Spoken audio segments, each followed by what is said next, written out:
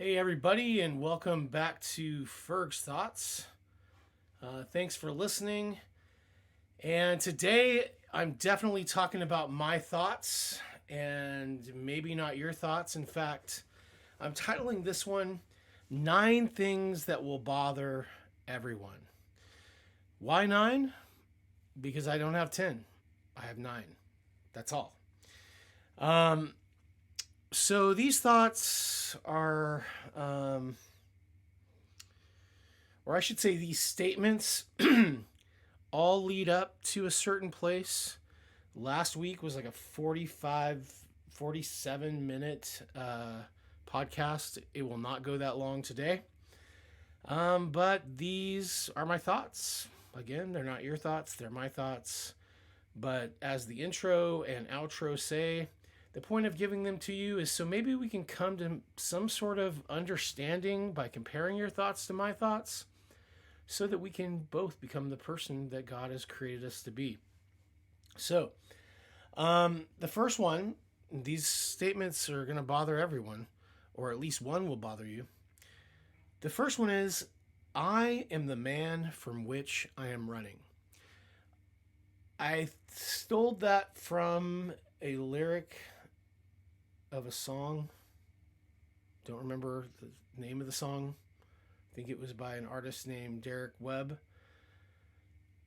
I am the man from which I am running. And what I mean by that is,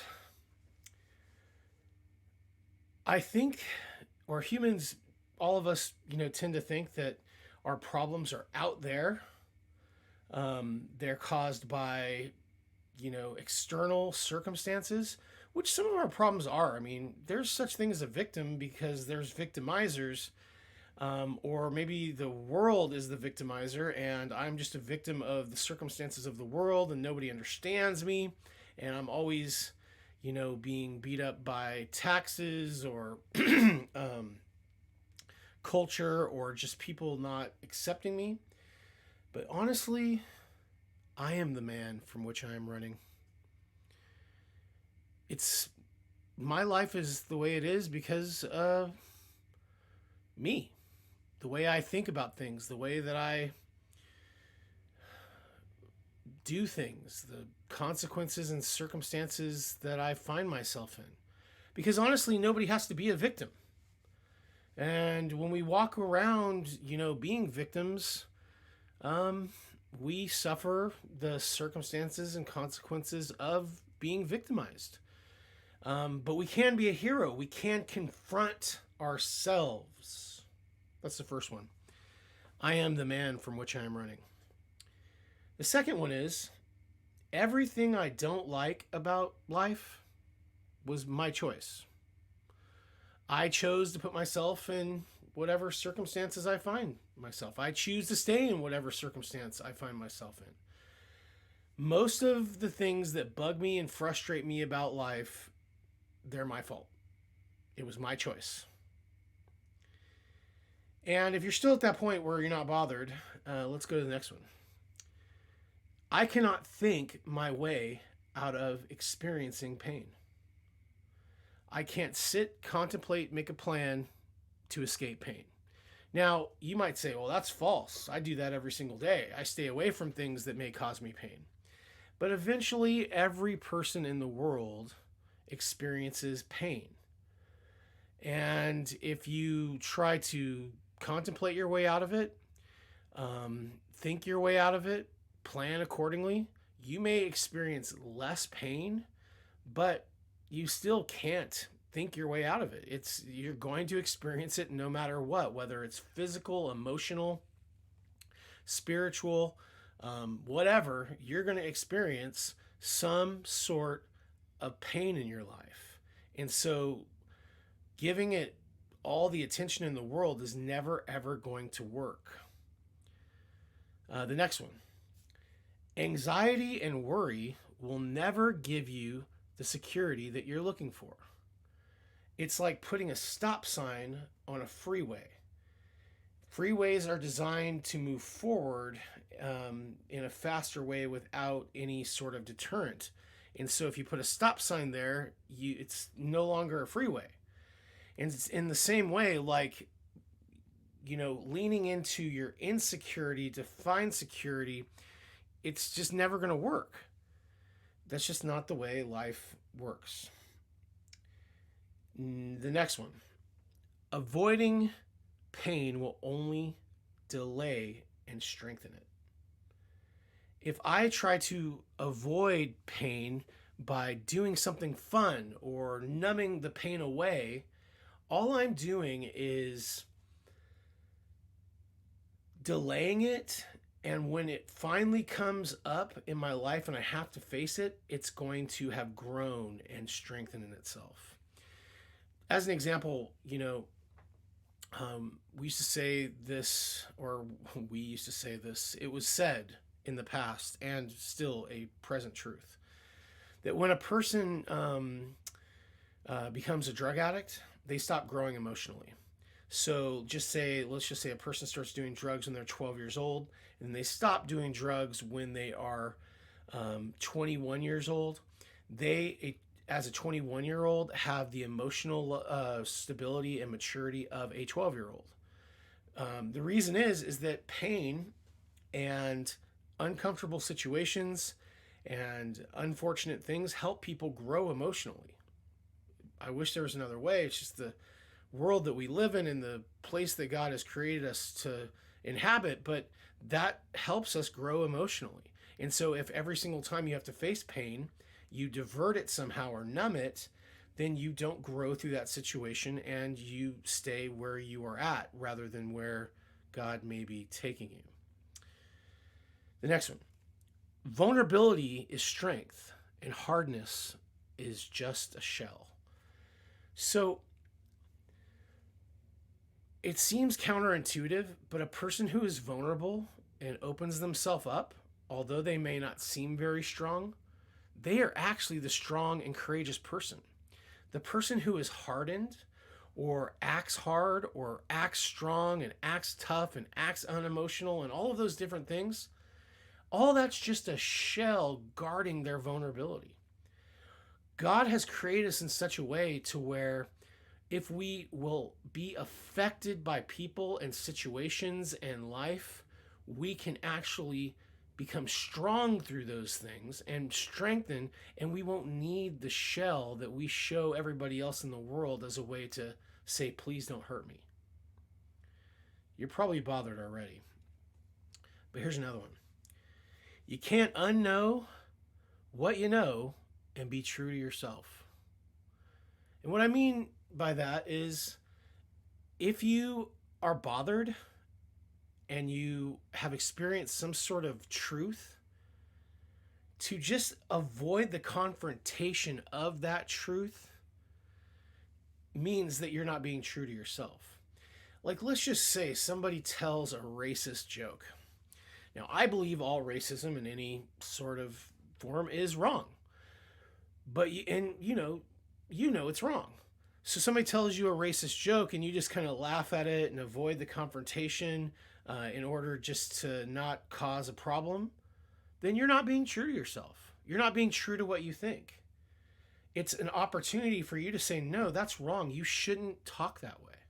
You shouldn't say those things. Do you really believe that? And they'll say, no, it's just a joke. Well, don't tell jokes like that because it's wrong and it's offensive. You can't unknow what you know and be true to yourself. Here's the 9th. And this one is designed to bother people. Doing the right thing for the wrong reason is just as bad as doing the wrong thing. So you would say, Chris, how could you do the right thing for the wrong reason? Oh, you can. Like if you do the right thing just so you can be noticed by other people as someone who does the right things. If you are part of like the Instagram selfie culture and you go out to feed homeless people and you're like, look at me, I'm feeding a homeless person.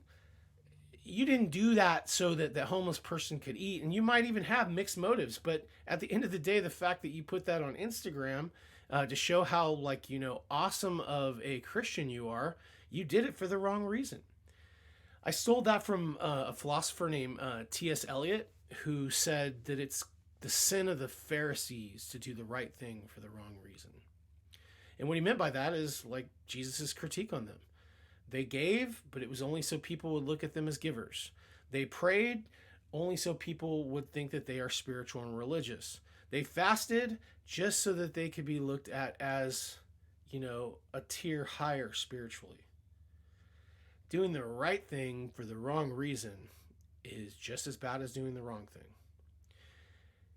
Now, hopefully, after hearing those 9 things, you're in a state of being bothered. And maybe you're super spiritual or you weren't really listening and none of them bothered you. But they all lead to this point that's found in the book of Proverbs, this point of spirituality found in the book of Proverbs. Now, the book of Proverbs was written, in my opinion, I'm not a Hebrew scholar and I am not really good at even preaching the Old Testament. But I read Proverbs pretty much every day. And I've done, a fair amount of study about a lot of these things. And Proverbs is a poetry book. And it's poetry that I believe, because of it being a chauvinistic society, it was given to young men on how they were supposed to live their lives. As it opens up in Proverbs 1, the fear of the Lord is the beginning of wisdom, to fear God and to realize that, wisdom comes to those who are humble. There's all kinds of things in Proverbs, okay? I'm not going to go through all of that. But it was written to, let's just say, to be equally, to be politically correct and equally fair, that we understand the Bible is not just written to little boys, but also to young men and women in general. Let's just call these people young in the faith. They're new to Christianity. They're new to spiritual things. Well, in the 3rd chapter, Proverbs 3, 5 through 10, I'm only going to focus on 5 through 6, but I would encourage everybody to read 5 through 10. It says, "Trust in the Lord with all your heart, and don't lean on your own understanding." Now, all of those statements that I just said, they are not anything that should be surprising. They're just different ways of looking at the same thing.